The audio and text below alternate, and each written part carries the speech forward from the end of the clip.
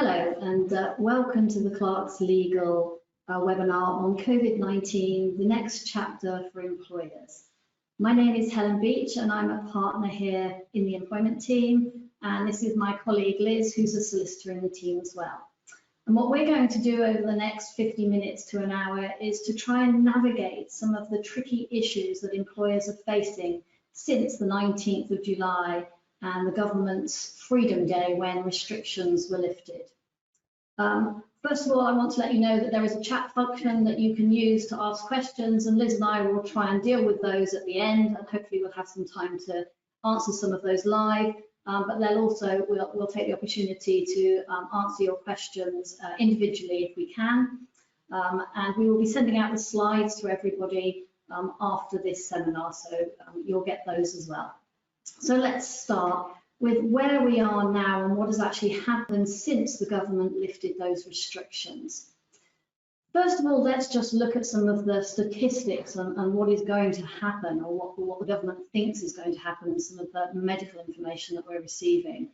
First of all, there's likely to be a peak of the third wave expected over the summer, and that's going to impact perhaps what employers are seeing and how they're going to deal with their risk assessments. There are going to be increased cases, hospitalizations, and potentially, sadly, deaths all rising. And there's an expectation that there could be 100 to 200 deaths every day as we see the increase in cases.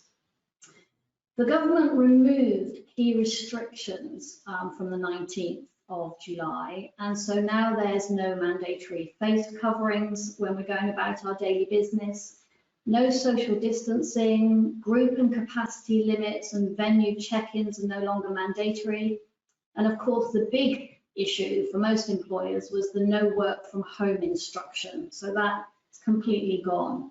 However, that wasn't the end of it. What the government did say was encouraging caution. And what that did mean was that there was this personal responsibility being put on individuals and measures on individuals for expecting and recommending this personal responsibility. But that was placing it on employers and what you have to do in respect of the workplace. And so that means the emphasis is really being put on employers to do their risk assessments. And so what you're seeing is that the individuals can pretty much do what they want in their personal lives and in the outside space, but actually that means there's a greater emphasis on what the employer has to do in respect of the workplace and how they deal with that. And that's actually creating quite a tricky situation, because up until the 19th of July, there was always this feeling that if individuals were coming into the workspace, that they were taking and were being forced to take some precautions in their personal lives as well. But now that has gone. And so that makes life a little bit more difficult for the employers. And so let's actually think about and go right back to basics. What does that mean for employers in terms of their obligations and duties?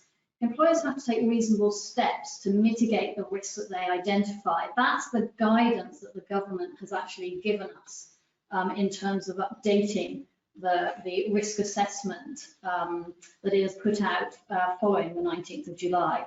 And then if you go right back to basics and look at the Health and Safety Act, I put it there on the slide, I'm not going to repeat it, it's there for you to see, but actually going back again to the implied contractual duties that you have with regard to every employee. You have to take reasonable care of the health and safety of your employees, and take reasonable steps to provide a safe workplace and a safe system of work.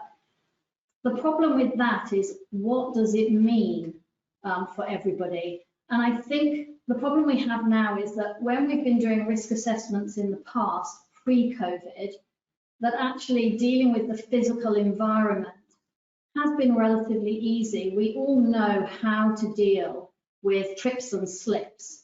We know how to deal with individual reasonable adjustments for dealing with perhaps individual risk assessments. Now what we're dealing with is almost this hidden problem with so many facets to it in terms of that risk assessment. And everybody now has such a different expectation as to what their safety looks like with regard to COVID. And that is why it's such a challenging situation for employers at the moment. There is such a range of perspectives on the right way forward in dealing with that risk assessment. And so if you look at, for example, and we're going to look in more detail at things like mandatory vaccinations and testing and all of those things, but just looking at some of the statistics and the polls that you'll see and the surveys that are coming out, it's not difficult to see that everybody has a different opinion. And I could have put up on this slide so many different opinions. And you'll see things where you'll see in a paper reported that 50% of employees think that it's mandatory vaccinations are fine.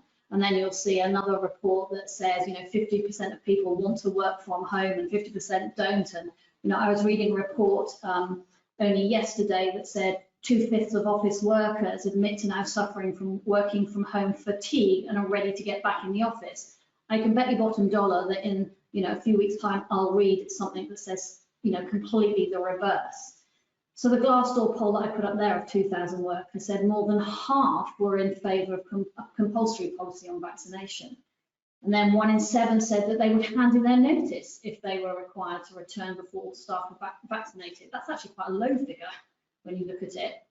So, it's however you read, you can almost read anything into statistics. Working from home, you can see a poll taken in June 2021. 24% of businesses were intending to use increased working from home going forward. Then 36% of employees working from home during lockdown wanted to spend the majority of time working from home in the future. There are so many different issues going on here and so many different opinions. It can be quite difficult for an employer to know exactly what they are going to do and how they are going to manage their risk assessment. And so what Liz and I are going to try and do is give you some almost steps and guidance as to what you should be thinking about as you progress in looking at that risk assessment and bringing people back into the workplace and thinking around what the government has said about that gradual return. And I suppose, again, I'll put on the slide there the key questions. What can you legitimately demand from your staff? What can you ask them? And in particular, we're looking around this really tricky situation of vaccination. And then how do you deal with issues around non-compliance when you have done your assessment?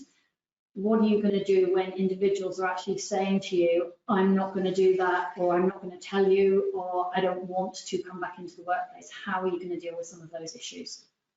So handing over to Liz to have a look at a few of those issues. Yeah, thanks. So we're going to start with thinking about vaccination status in a few forms, starting off with basically uptake being something that is kind of the first question.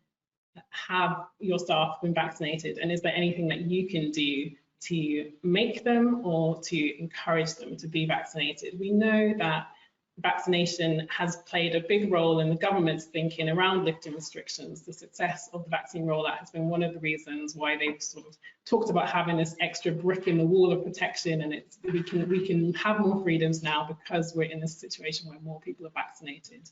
So how much as employers should you be factoring that into your risk assessment and basing your risk assessment around vaccination?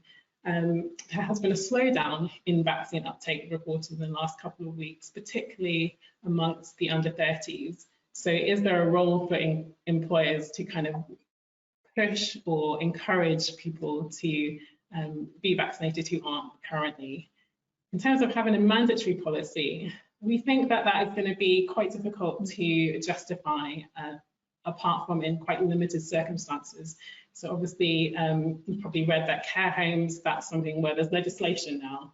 It's going to come into force in the next 16 weeks. And then from then onwards, it will be reviewed on an annual basis. So where there's legislation, obviously that puts you as an employer in a different position because you've got your legal obligation.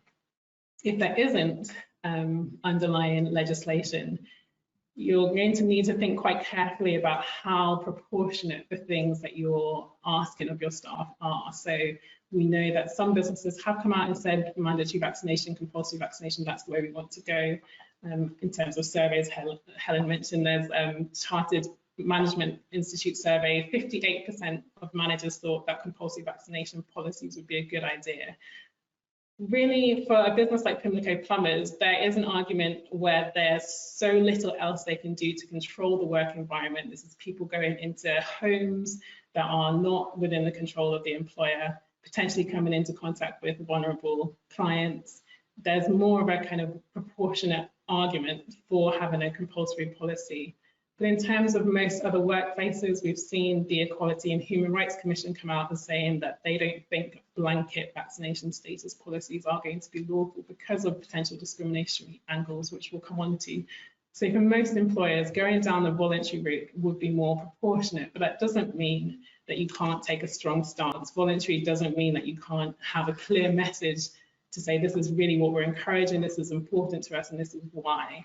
So also in terms of communication, thinking around how you can make sure staff are really hearing the best, most scientifically sound information around the risks associated with vaccinations, the risks associated with not being vaccinated, and just helping people to kind of make that journey and feel comfortable where there's hesitancy, trying to understand the underlying causes and address some of that through your communication.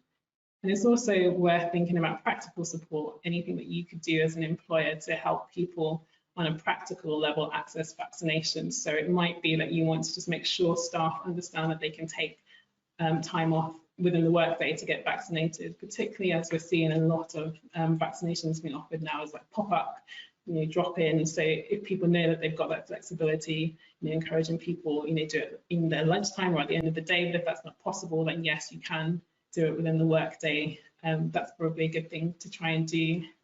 And you also might want to think about, in terms of actual individuals, where there's maybe something like a fear of needles. Is there anything that you could do in terms of pointing them towards support for CPT, or whether that's just pointing them towards that support, or even supporting them with financial access to that if you've got that kind of plan in place in terms of referrals that you could make. So it's just thinking around not just, this is what we would like you to do, but what steps can you take to help your staff to do that?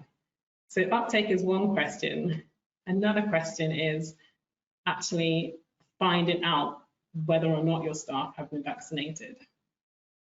So we do think that there are grounds to do that. The ICO have given some guidance that says that if you are doing it on a just in case basis and you could achieve your goal without collecting that data, then you're unlikely to be able to justify collecting it. So a really important part of your thought process has got to be, why are we collecting this data? And that will play into when you ask and how you ask. But there are grounds that you could use to find your lawful basis and your Article 9 conditions. So we do think that it can fit within GDPR. So lawful basis is probably going to be legitimate interest. Your Article 9 condition for processing, you'd be looking at your employment law obligations, as Helen's already mentioned, your health and safety obligations.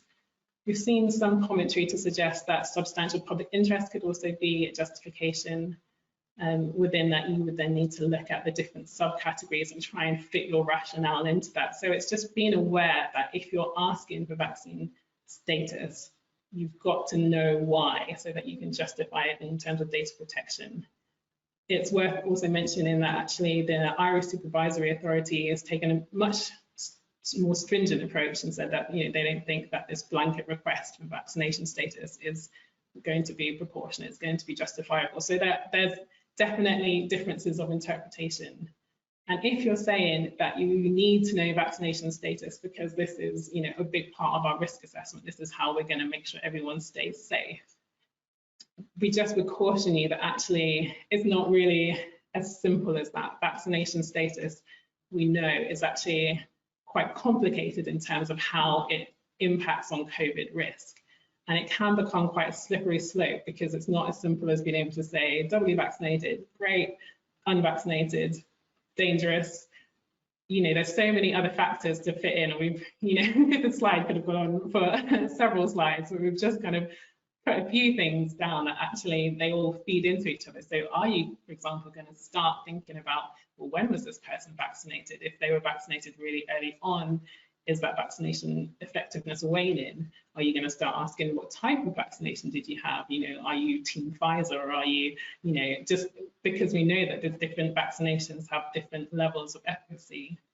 And then also kind of complicating that picture are all of the other underlying health conditions, ethnicity, and once you get into that, you're getting into more and more categories of special category personal data. So really trying to base a risk assessment around vaccination status raises a lot of other questions that you might find yourself kind of digging quite a hole. And even if you do collect all of that data to try and make this assessment, really as an employer, but are you qualified to interpret that data to make these quite complex judgment calls?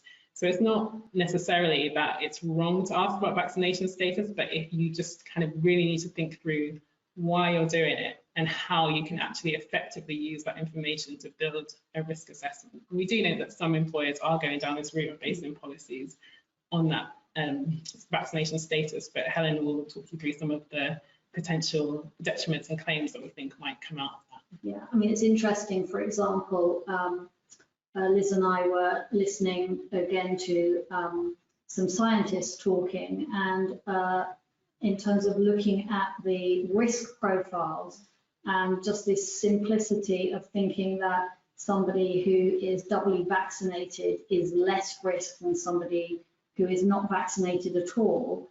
A 67-year-old scientist was making it very clear, for example, on Radio 4 was talking to say that he actually was a higher risk, one of getting COVID and then being of a risk in the workplace, than a 24-year-old who was not vaccinated. And this is the problem of almost having this blanket, you know, almost like a two-tier workforce, and thinking that this is making those judgment calls as an employer can be quite a challenge. So it's thinking beyond just vaccination status and this issue around why we're gathering the data and what we're using it for, and how we're then going to use it vis-a-vis the individuals. So I've just been looking at the potential claims, and again, it's quite a challenge to deal with it in a 1-hour session.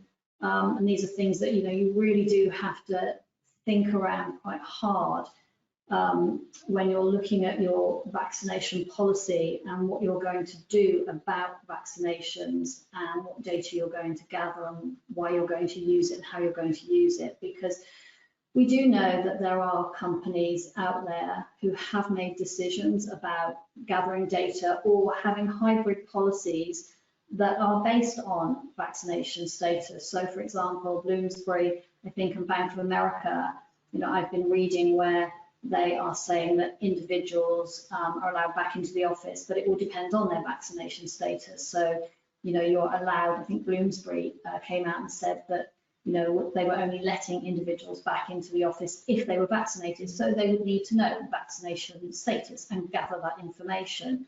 And I think Bank of America said the same thing. And it depended on whether or not they'd had one vaccine by September. So that would allow for most young workers to have had at least one vaccination and be able to come into the workplace. So there are employers taking that view and gathering that information. So there are risks around this because, you know, you will have been reading around the issues on indirect discrimination. I suppose by the time we get to September, most individuals, whatever their age, will have been offered vaccine. So there are some immediate issues around age up until September, that if, you know, you are looking for double vaccination for people to be able to come into the office, that there is an immediate risk of an indirect discrimination claim on grounds of age, because somebody won't have had a double vaccination and so can't come into the office. But that risk will disappear. the more obvious risks are around the disability discrimination. And so individuals who are not able to have the vaccination because of an underlying condition. There has been quite a lot of debate around belief and individuals feeling that they can't have the vaccination because of the products from which the vaccine are made. Although again, there is debate around what is in the vaccine and the products, and whether vegans can use it, whether Muslims can take the vaccine, and all of those sorts of issues which will come out in tribunal cases, and we don't know the answer to those, but there is this risk, and it's whether or not we would be able to show that our policy of saying that people have to have a vaccination is going to be proportionate, and that we will be able to justify it, because that is what we need to do for indirect discrimination claims. So there is always that risk, and it's whether or not we are going to make exceptions and say, actually, we're going to allow those individuals who haven't been vaccinated for these reasons or for these beliefs to come into the office. So there's some nuances around this that you're going to have to look at and deal with, and then deal with the issues of people who are uncomfortable with that, and address those. We've also thought around, are we going to see grievances where if you have that policy, that if you've got some hybrid working and you're actually saying, we're going to be really clear on this, that you have to be vaccinated to come into the office, but we actually are going to have people, whether you're in an office or you may be in an environment where it's not office working, it's retail or it's hospitality, or working in a pub or a hotel, you have to be into work. But unvaccinated individuals are given other opportunities, or they are allowed to work in a different environment. That means they don't have to come in. And you can see that people who say, well, actually, I've been vaccinated, I'm being punished, because I wanted to have more flexible working. I wanted to do 4 days at home, 1 day in the office. But actually now I'm being forced to come in to make up for those who aren't being vaccinated, maybe through choice. And so we're going to have to start addressing those issues. And then the response to non-compliance. So if you had a mandatory vaccination policy, then you will have an issue for, I think it's a untested, but if it's a mandatory vaccination policy, anyone with 2 years service, I think we would be on very risky grounds in respect of trying to do a fair dismissal. It's uncharted territories, but I would be very uncomfortable in respect of non-compliance about telling us about vaccination status. Again, if they've got less than 2 years service, then of course they don't have unfair dismissal rights. So it would all be around discrimination issues and why we're asking, and whether or not they have an underlying reason that our policy of needing that information, and why we're storing it and gathering it, and all the data protection issues that we've talked about, whether or not that is causing us a problem, and so giving the individual a discrimination right in respect of that non-compliance. So there's a whole sort of step-by-step process that we're going to have to go through in respect of these non-compliances, depending on the rights that we're looking at. So I certainly do have clients that are taking quite a robust approach, not in terms of mandatory vaccination, but in terms of gathering the data, even though I think there are certainly risks with regard to the ICO and us putting up defences as to why we are gathering the data. Again, it's uncharted territory, and there may be complaints to the ICO about why we're gathering the data. What I would say is that if you are going to take that approach, I think it's something where you certainly do need to actually take advice, and you need to, we would need to look at exactly what your communications are, what your policy is, what your justification is for doing or having that sort of policy. So we're really careful about the communications and what we're saying to employees about why we're having to do something. So that's the sort of potential for the claims and the risks. So actually, as we've explored, vaccination status is really not the silver bullet, and the government's guidance actually has very, very little to say about vaccination status, and we do think it is just because it raises so many issues. So what the Working Safely guidance is continuing to stress is the physical environment, and it's keeping all of the multifaceted measures that we've been if you've been open in any sense, been used to over the last few months, and actually just because they're no longer required does not mean they're not advisable. They're still very much what the government is focusing on and what we know is effective. So it's things like ventilation, hand washing, sanitizers, extra cleaning, focusing on the physical environment and reducing the likelihood of the virus spreading. And also masks, screens. The government's social distancing is obviously not required anymore, but they're still advising around thinking through how you can limit contact. So is it possible to arrange your shifts or arrange your workforce into cohorts so that you're kind of limiting the number of people that are circulating and coming into contact, and just not having the free-for-all that we used to have pre-COVID. Thinking about particular spaces, keeping one-way systems, keeping limitations on, numbers in lifts, all of those sorts of measures that are, the simple, the practical, the obvious, really. And this is what we're being encouraged to stick with. And it's really important to get your staff's views on what their priorities and what their concerns are. And to do that through as many channels as you can, and ideally kind of before people start to return, before you're kind of asking people to come into an environment that they're potentially uncomfortable with, if you can hold off. So whether that's through surveys, talking to health and safety reps, any other employee engagement channels, you've got unions, obviously very important if you're an organisation that has unions. And to make sure that you remember to think about not just what you're doing for your employees, but what you're asking customers, clients, people coming into your environment to do, so that your employees continue to feel safe in their interactions with the public in the workplace. And this is where we think that actually person-specific risk assessments, where you might be getting into some limited disclosures around vaccination status, this might be a more kind of proportionate and appropriate way of finding out about people's vaccination status. So if you kind of put forward a plan, you're saying this is what we want to do, this is what we're envisaging, tell us if this raises concerns for you, tell us if there's a reason why you feel uncomfortable, and you're kind of inviting people in that more sort of roundabout way to say, well, oh, actually, I can't be vaccinated because of X, Y, Z, and therefore I'm uncomfortable with this aspect and these aspects. And then you have a limited data and you've got a reason for it. You want it so that you can tailor your more general risk assessment to individuals, and that's a much clearer purpose than just we just need to know.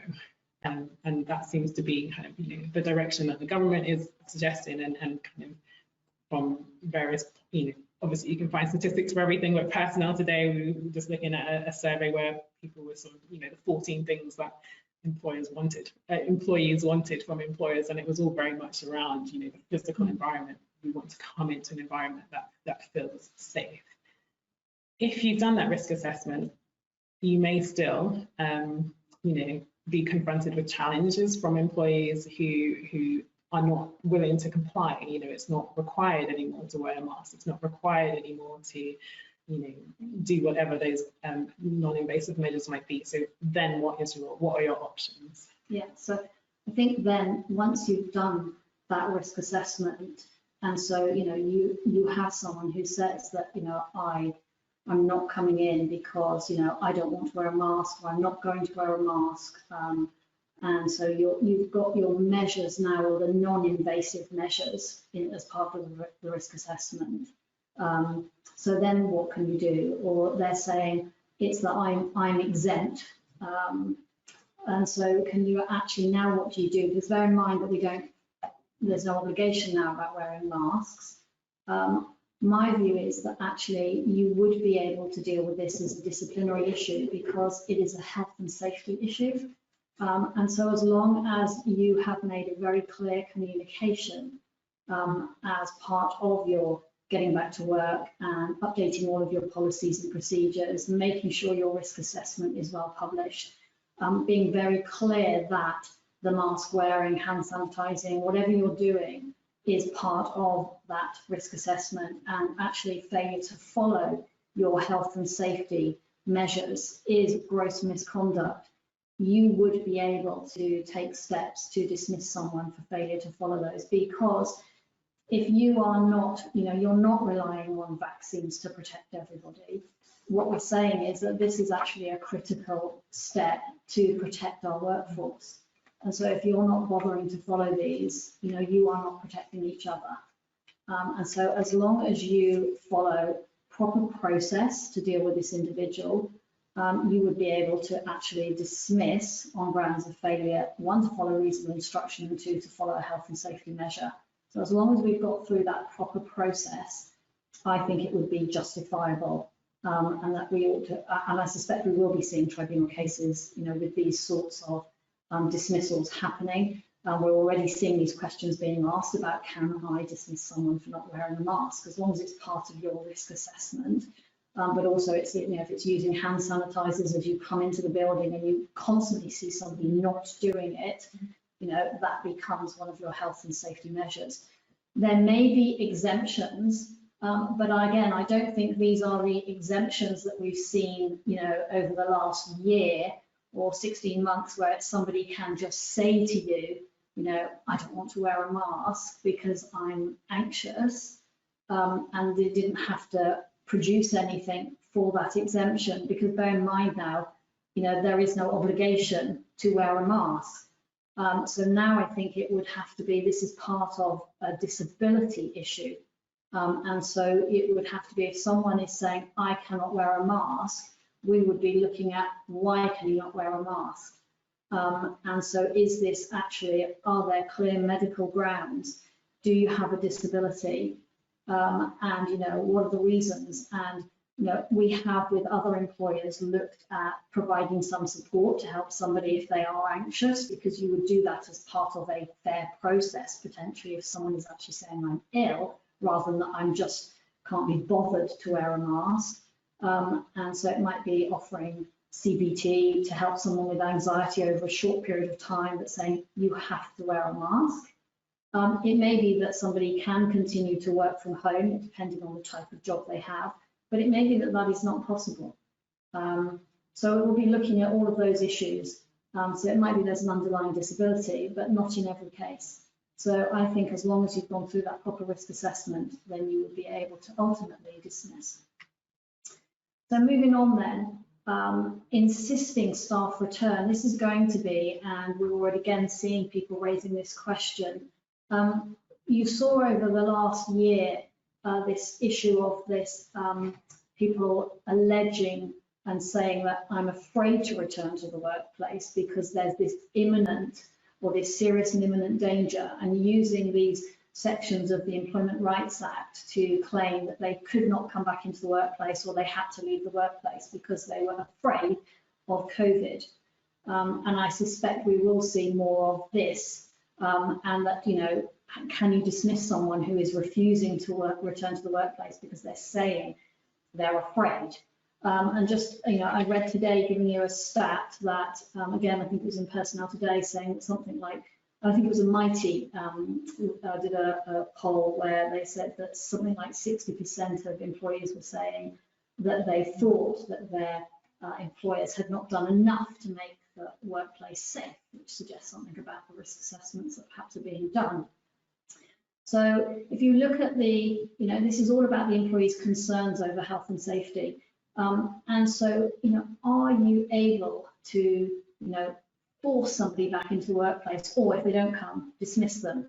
It's an automatically unfair dismissal if the individual is refusing and you say, actually, okay, enough's enough. So looking at the test on this one, it's a reasonable belief of serious and imminent danger. But there's a little bit more to the test, where there's an obligation on the employee. They could not reasonably have been expected to avert the danger or take steps to avert the danger themselves. So looking at that in the round, how the tribunals will look at it, If you've done an effective risk assessment and put all those measures in place that Liz has been talking about, I do think that this is going to be quite a difficult situation or claim for individuals to bring. There will be obviously individuals who may have cases where they perhaps still regard themselves as particularly vulnerable, where they are, particularly at risk, but those will be individual conversations that you're going to have. I do think with the second part of the definition, we may be looking at talking around vaccination status and whether or not the individual could do something to avert the risk themselves, and whether a tribunal might look at that in the round if somebody could have the vaccination and hasn't through choice, whether that may become something that they will say that the individual could have averted the risk. But if the employer has done a proper risk assessment and said that actually this workplace is a safe workplace and there is minimal risk, I think it's going to be a difficult challenge for an employee to say there is serious and imminent danger, but it is going to be wholly dependent on what the employer has done. And I think we can see some quite pragmatic approaches by the tribunals. And just to give you an example of a couple of cases that may help us see how they'll approach it. The Rogers case is actually a case that was heard during the pandemic. And this was a case where the employee left the workplace because he did not feel safe. But actually he lost his claim because what the tribunal said in that case was the employer had actually done a very good risk assessment and put in measures to make sure the employees were safe in the workplace. And this was before everybody was being vaccinated as well. And in that case, what they could see was, first of all, that they felt that there was nothing they could do that would make this particular employee feel safe. This employee was overly cautious. But then actually what they also found out was this employee, despite saying how cautious they were, that they were giving contradictory evidence, because what they could also see was that in their personal lives, that they were not taking that overly cautious approach, and they were doing things in their personal life which suggested they were prepared to take risks that they were not apparently prepared to take in their working life. And so I think tribunals will be looking at that, because bearing in mind how much society has opened up with us being able to take so many more risks in terms of going to restaurants, going to pubs, being able to walk into shops without masks, etc. I think that there, in terms of this imminent and serious danger, I think employers will be able to say that actually the workplace is probably one of the safest places for somebody to be, and particularly looking at perhaps what they do in their personal lives.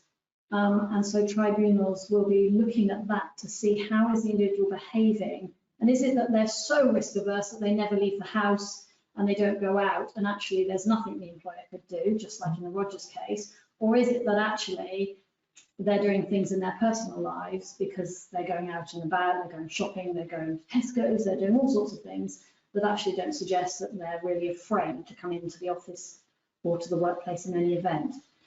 There is a pre-pandemic case, Edwards, which is one just to be conscious of, but I'm waiting to see how this might be interpreted with pandemic cases, which is about whether or not this travel to work should be regarded as part of that serious and imminent danger. And I think, we know that employers have looked at this and been worried about how it might be taken into account. In that case, it was literally a one-off travel to work because of snow causing, snow in the mountains. The employee had to travel across the mountains to get to the prison where they worked, and said, it was far too dangerous. And the tribunal accepted that. We know that people are afraid of going on public transport at the moment, and still may be afraid and saying, I can't come into work because I have to go on public transport. And, will the tribunal say that, this person cannot get into work because they have to go on public transport? The legislation was written, I think, without a pandemic in mind. And with, you can see with the Edwards case, it was a one-off short-term situation. There was snow, it lasted a few days, the person couldn't get in.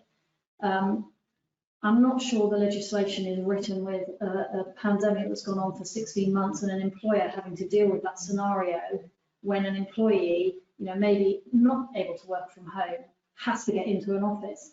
And so I think I'm hoping they'll be more pragmatic about it, and that if, an employee is saying that they cannot get in or they're fearful, I think provided an employer has taken some steps to actually, measures to say, well, can we change shift patterns? Can we do some test runs of what the transport looks like? But bearing in mind, society has opened up generally, and the government is saying there is no risk for that travel, and you can wear a face mask, and London Transport, for example, has put measures in place, that the risk is minimal. So we wait to see, but again, you will have to deal with it on a case-by-case basis. And of course, the government is clearly supporting gradual return to the workplace as well. So it must be accepting that there will be travel. So I think we wait to see how those cases pan out, but I'm hopeful that we will have some pragmatic decisions on that. So keen to get on to testing, although it's another one of those areas where we're still kind of waiting to see, now that the government has stopped supporting employers with free access to free tests, how that's actually really going to play out. Testing isn't, again, doesn't get a huge amount of emphasis in the working safely guidance. So it probably is just down to the pragmatics for your particular workplace, and whether you feel that that is going to give people a level of comfort, maybe seeing what your employees are telling you from the conversations that you're having through your surveys and everything else. Is this a particular aspect that people feel is part of what would make them feel comfortable coming back into the workplace? So yeah, probably not really much scope for a mandatory testing policy, in the sense that there isn't really any government guidance suggesting that you should go down that route. It's not really reliable enough to have that as your kind of core approach to mitigating risk. If you are going down a route of kind of strongly encouraging your employees to take tests, then it's just really important that you think through, again, all of the implications. You've got to think through your data protection angles. Why are you doing this? How is it going to be handled? How are you keeping that information? You might want to give some guidance around when people should test. When's the most useful time for people to test? Is it like at the start of particular shift patterns? Is it, how often are you suggesting? But obviously, if people test, there will be implications. So you need to think about how you're kind of managing and messaging around the implications when it comes to things like self-isolating, which again is an area that's in flux. We know that in a few weeks' time, the government are proposing that close contacts won't have to self-isolate if they've been doubly vaccinated, and they'll have to do daily tests instead. There's some ambiguity, I think, in the way that things have been worded as to, close contact. Does that include your household? What happens within the household dynamic?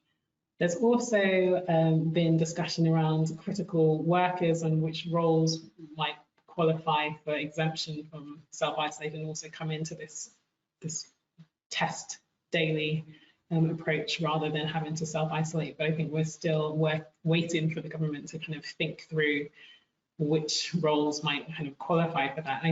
I think the things that we do know, and is worth continuing to highlight, is that it is illegal to encourage or require someone who should be self-isolating to come into the workplace. And whether or not you can, whether or not somebody feels they can self-isolate, a lot of that might have to do with kind of your sick pay and your other policies along those lines. So it's just, again, thinking through, if you're making people test, what do you want them to tell you about the test results? How are you going to get that information? How are they going to know how often to do those tests, and do they understand what your position is in terms of supporting them with self-isolation? Yeah, so that plays out immediately when you're doing tests and getting results, and with the self-isolation, you're going to have to then think around sick pay and other policies. And of course, we do have a pandemic at the moment, so you're probably already irrespective of your own testing policies, you may well already have people being pinged fairly regularly around the app and the self-isolating, and what happens if people cannot work from home. So at the moment, there is the option to use furlough with regard to individuals who are self-isolating. They can also receive SSP. Whether or not they receive company sick pay is obviously a choice for the company. And this is something that a lot of companies are now having to work through and think around about how that's going to play out, particularly after the 16th of August, when things will change around isolation and what's going to happen, and whether how are you going to pay isolation, or are you going to look at asking people to use holiday? Are you going to ask people? There will be many, I suspect, companies where employees have got a lot of holiday that's been saved up, that's not been taken because people haven't been able to go abroad, for example. Are you going to ask people to actually use holiday in particular periods so that it actually gets taken? And it might be that it is taken for isolation periods rather than sick pay, and so that they can actually use holiday that's been stored up over long periods of time. Are you going to limit the number of self-isolations that are actually paid? Is it going to trigger for formal reviews? And then to understand perhaps the context and personal behaviours if you, for example, do have a lot of people or individuals who are being constantly pinged and isolating. Obviously, we know from the 16th of August that individuals who've been doubly vaccinated may well have to, will not have to isolate in certain circumstances. And so you may see less of that. But if there are people, having regular isolations because they are testing positive, there may be issues, and you may need to have discussions around why they are having to isolate or are constantly being pinged because they're having contacts. And this may be about personal behaviours. And this is quite a challenge in itself, because now the job is actually encroaching onto the individual's personal life and their behaviours. And of course, we've always said that you can dismiss someone if their conduct outside of the work impacts on their job. Now, what we have here is that personal behaviours may be encroaching on, pay implications and what the company can afford. And so again, you're going to have to work through those policies and think about, what are we going to pay? How are we going to encourage people not to come into the workplace when they should be isolating, because we need to keep people safe? But how are we also going to make sure we can afford this, and what are we going to pay? So again, it's just thinking around, what does this mean if we're testing, if we're getting people that are being pinged and having to isolate? What does it mean, and how do our policies fit in with that? I've also just flagged their long COVID, just to be aware of it, because we know, I think the statistics were suggesting that there are at least 1 million people potentially with long COVID. And bear in mind that this may be something that doesn't cause somebody to have long-term sickness, which you may well, as a manager, identify as a disability, but it may be something where individual has ad hoc absences. And again, you may identify that as a trigger for reviews or warnings, which would be your absence warnings, but just watch out for whether or not actually this may be an underlying disability. And so you may have to ask questions. There are so many aspects of long COVID that perhaps we haven't and don't yet understand or perhaps as managers are not recognising yet. And so really we've got to be doing so much reading to understand it. So please just be aware of it and make sure that your HR team is really conscious of it, because we may miss it. And then I've just flagged PHI and other insurance cover, because it's just something that it's worth checking whether or not your PHI policies are covering individuals who would normally have triggered protection under your PHI policies if they've had long-term sickness with long COVID. But for example, if the policy is now trying to carve out individuals who've got long COVID because they were not double vaccinated. And so that might be something that we have to actually notify to employees. And it's whether or not the insurance will look at the reasons why someone is not doubly vaccinated. And so it's actually making judgment calls. But we know that they will not cover people, for example, who get injured through sporting activities and things like that. So there are these judgment calls being made under insurance policies. Please just double check, because these things may have to be communicated to employees that they may not have the protections they thought they may have had. So then just finally, I wanted to cover off other challenges employees might make. And it's just a flag and a reminder that resistance to coming back to work may not be about to the conduct and behaviours and information that you're requesting from them. It may be actually to the working patterns that you're putting in place. Often coming back to an office environment may be something that is done with consent, because we know that many employees are comfortable with the hybrid sort of working patterns that employers are looking at, very used to flexible working patterns. And that may be something that is relatively easy. But in other environments like retail, perhaps public sector, hospitality, manufacturing, there may be very different changes that are having to take place because of changes in footfall, changes in the needs of the business that have happened over the last year. And that may be where there's got to be a change to working patterns, shift patterns, hours of work. And so just be very conscious of having a very clear business case for the changes you're making, and whether or not you can make those changes within the contract itself. Does it allow you to do that? Or are we looking at redundancy? Are we looking at a reduction in the numbers of employees needed? Are we looking at a reorganization that requires the same number of employees, but actually changing how all of those employees are actually working? So we need the same numbers, but we want them all to do different shift patterns.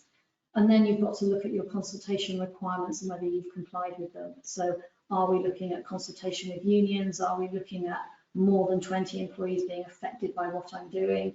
And so make sure that you're electing reps if that's what you need to do, because you're into that sort of process. And whether you are looking at, changing an existing contractual term, and whether you're breaching an implied custom and practice because it's something that you've worked in a particular way for many, many years, or the implied duty of trust and confidence. And I'm just flagging that one now because bear in mind that you may have an express right to do something, or to change a shift pattern, or to change hours of work, and so you think that you can do it. But if you actually do it in a way that breaches that implied trust and confidence, you can still end up with a constructive dismissal claim. So the employee can say, well, actually, you've done it in such a way, I know you can change my hours of work, but actually you're doing it in such a way that you're making it impossible for me to actually come into work and do my job, because I can't sort out childcare at the moment. It's impossible for me to do that in the next 2 weeks because of COVID. There is no childcare available, or there isn't a way for me to do this or to give you that sudden change of flexibility. You're making it impossible. So just watch out for that breach of implied duty of trust and confidence when you're looking at it. So I'm going to pass over to Liz, really just to sum up on navigating the new normal. Yeah, so we've obviously appreciate we've given you a lot to think about, just a few more things. This is really a few just kind of high level extra points to just bear in mind. And we've got the slides, so we do want to take some questions, so I won't go through all of them, but just to flag a few. So remember that you can still accommodate individual needs, and you must in certain circumstances. So obviously you need to be thinking about reasonable adjustments Don't forget about flexible working requests separate to whatever it is that you decide to do for everybody else. So it's, as we mentioned at the beginning, it's it's going to be impossible to please everyone, but don't forget that you've got these other routes to deal with particular individual needs. Emphasis on implementing gradually if you can. That's from the government, but also just from a very practical standpoint. People have not been, in this kind of environment for a long time, and so actually helping people to kind of build back up to it will be good for employee mental health and well-being. Treating it in the way that you would if somebody was coming off long-term sick and doing a phased return, thinking in that kind of mindset. Good to think about what's becoming normal in your sector as well. What are your competitors doing? Because that will potentially influence what your employees feel entitled to. And the last one I will just flag, obviously you've got the full list, tackling presenteeism in general, because obviously as we go into winter, there'll be other viruses and flu, cold, all of those sorts of things that we don't want circulating, say the NHS, but just in general. So kind of your culture around taking sick days, and that kind of comes back to what you're doing with your sick pay policies and all those sorts of things, just to create an environment where actually people who should not be in the workplace for whatever reason are able to take appropriate sick days.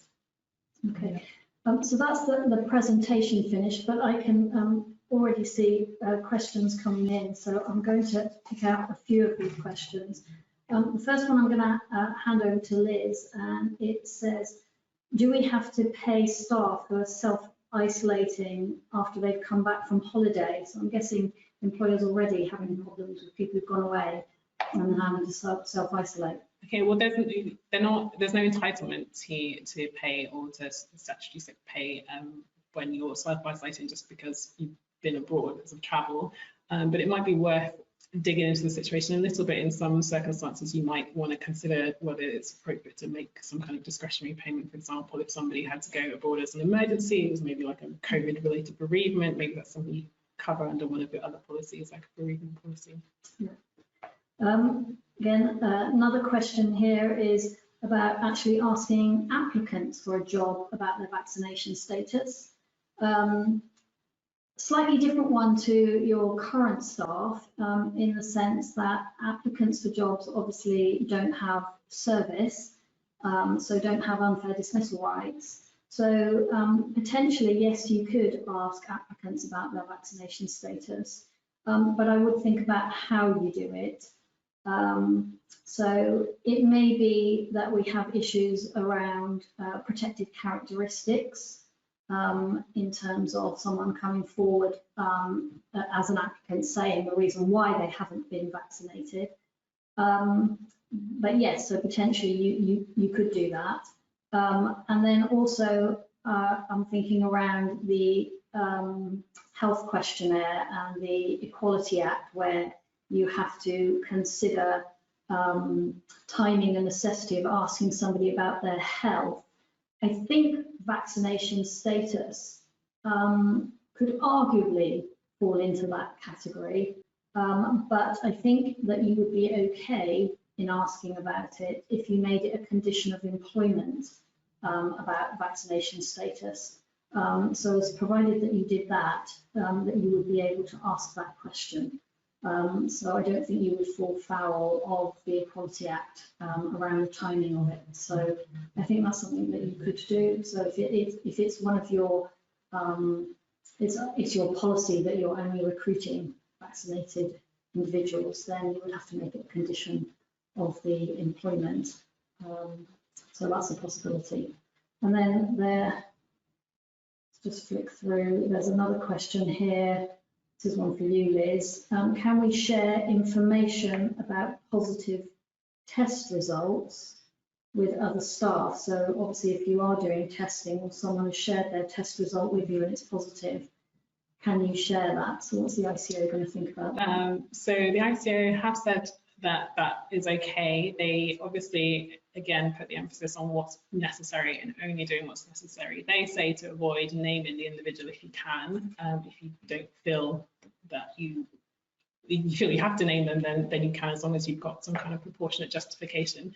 But telling your staff, that's that's fine. And it's also, you have to make these disclosures as part of keeping your staff safe, and particularly where people are kind of getting a bit fatigued with being pinged, maybe not trusting that as much. It's a good thing to do. And also don't forget that you have to make disclosures to Public Health England of an outbreak. And the definition of an outbreak is alarmingly small. It's just 2 confirmed cases with onset within 14 days that are associated with your workplace. So it's not even necessarily just your staff. It could be like a staff member and a customer, or, it's associated with the workplace. So keep that notification. Yeah, I think I would feel relatively comfortable about notifying if you had a positive result, notifying limited numbers. So it's thinking about identify who is it relevant to. You don't tell everyone, but if the team's been they're in the same team, they've been working together, limiting the numbers. Yeah, so that you would be able to do that, so that people can actually decide what they need to do. You'd be able to give that information. So that concludes our seminar. I hope you found it useful. I think there is a short survey that if you would like to complete, that would be really helpful. And if you have any other further questions, we will actually try and get back to you and answer any additional questions you may have.